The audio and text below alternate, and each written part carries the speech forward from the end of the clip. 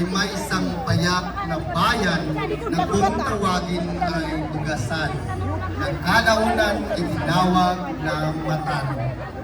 Ang pangunahing ikinabubuhay nila ay ang agrikultura tulad ng pagsasaka.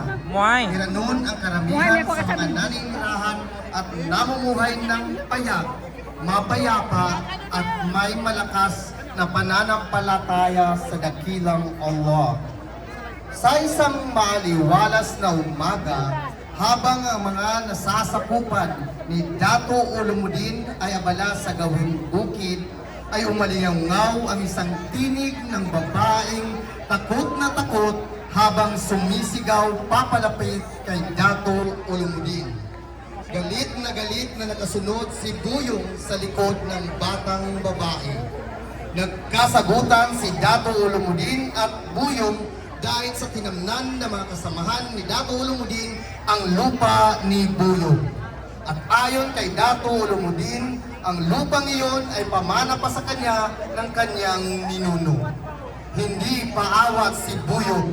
Umalis ito at nag-iwan ng pagbabanta na kaya niyang pumatay ng tao. Dahil dito, ang nakatandang miyembro ng mamamayan ay pinag-ingat si Dato Olomudin at huwag baliwalain ang pagbibintang na iyon. Sa di inaasahang tagpo ay nagkasalubong ang kanilang mga landas, dahilan ng pagkasawi ng ilan sa mga kasamahan ni Dato Olomudin. Dahil sa nangyari ay nagmaratabat si Dato Olomudin at nagkaroon ng matinding labanan. Ang nasabing labanan ay nawi sa madugong laban dahil ng pagkalagas ng mga pangkat ni Buyong. Hindi lamang dito natatapos ang pagsubok na kinakaharap ng bayan. Dahil isang gabi ay tumaas ang tubig ng Busong. Ang Busong ay isang uri ng anyong tubig na noon ay pinagtatapunan ng mga bangkay na mga biktima dahil sa panguhulog, pananambang o iba pang uri ng krimen. Nagulantang ang mamamayan sa pagtaas ng tubig ng Busong. Rumagsa ang tubig, dumagundong ang hiyawan, iyakan at paghingi ng saklolo ng mga naninirahan dito. Agad na nagsagawa ng isang ritual ang mga nakakatanda upang mapahupa ang nagagalit na tubig. Napahupa nga ang tubig at ayon sa isang babae sa kanyang napanaginipan na ang anyong tubig na ito ay tatawaging marayag na hango sa pangalan ng diwatang dooy naninirahan. Akala ng mga mamamayan ay magiging maayos at wala nang pagsubok pa ang darating. Ngunit isang di inaasahan na dumating ang pangyayari. Ang panandaliang katahimikan ay nabalot ng dilim ang bayan. Ang mamamayan ay nagkaroon ng matinding takot at pangamba, bunga ng pagdeklara ng all-out war noong 2000 na pinangunahan ng dating Pangulong Joseph Ejercito Estrada laban sa mga MILF. Maraming inosenteng mamamayan ang nawalan ng buhay. Subalit sa isang masalimot na karanasan ay may isang baghari ng pag-asa para sa mga residente ng Matanog. Sa makabagong panahon, ang Matanog ay naging sentro ng progresibo at maunlad sa tulong ng butihing alkalde, Honorable Zuria Bansilo. Tamang pangkapayapaan tulad ng Rido Settlement. Mga kaibigan, panauhin at kapwa ko Iranun, ating tunghayan ang isang eksklusibong presentasyon ng Iranon Tigparasan Dance Troupe na may temang Matanog, liwanag tungo sa kapayapaan, kaginawaan at tagumpay. Entry number 4, your time starts now!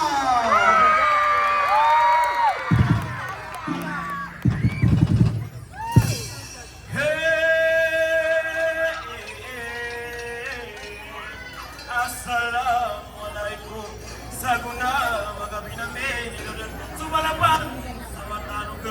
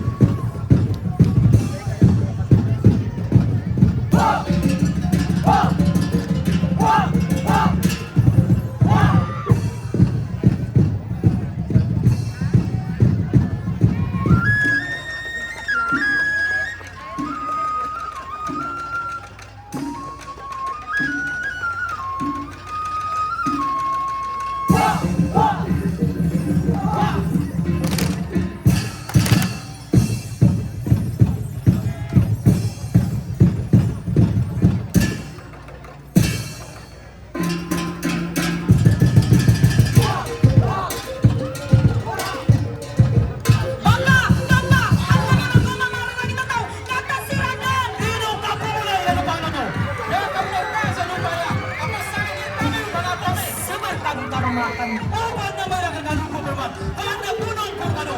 Hoy, ilan ay tatagas ka mama. Di mamang kanong mga pagaliya. Bigyaran tanong ay sa mapiya. Balik na daan makaimangat na pikiran ka. Hoy, balik ako. Nagwedyak tanong ka, pikiran ako. Pagajak na to. Ingat ka ba niyan? Mga palaryangon! Rinig parano ano!